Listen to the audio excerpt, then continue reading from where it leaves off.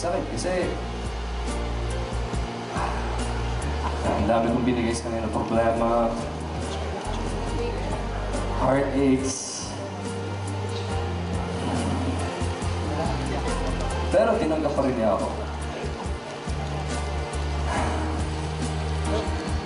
Masakit din kasi alam ko kahit kailan, kahit anong gagawin ko, hindi ko pa rin mapapatayin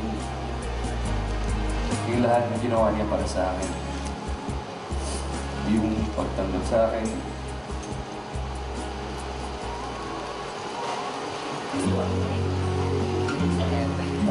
Nakakahal. Hindi ko sinadya na yung pang-ayaw mo talaga sa lahat nila, makakasakit ako ng tao. Siyempre ginagawa ko lahat na para maging isang mabuting role model, isang mabuting tao, maging inspirasyon sa mga tao. Hindi perfect ako sa mata ng mga tao. Kaya siguro nakalimutan nila na tao din ako. Nagkakamali din ako. Magiging sinungaling po, masasabihin ko sa inyo. Hindi ako nasaktan na may mga fans na bumakaw at ayaw na nila ako supportahan. Ako nakatanggap na hate mails kahit sa bahay ko. Mahal ko sa buhay na nadamay.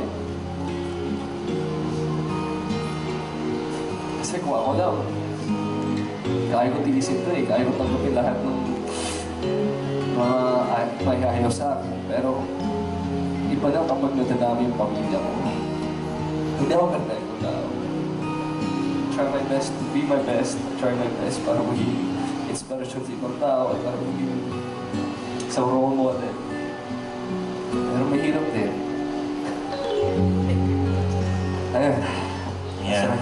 Thank you, Gerald. Inakala ng ilan na nag-walkout si Gerald. Matapos ang ilang minuto, sinabing hindi na makakabalik ang aktor. He's being assisted now by the medics. Medyo mixed.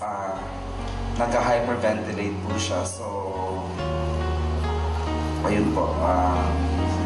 Pasensya na po, hindi na matatapos ni Gerald. Salamat.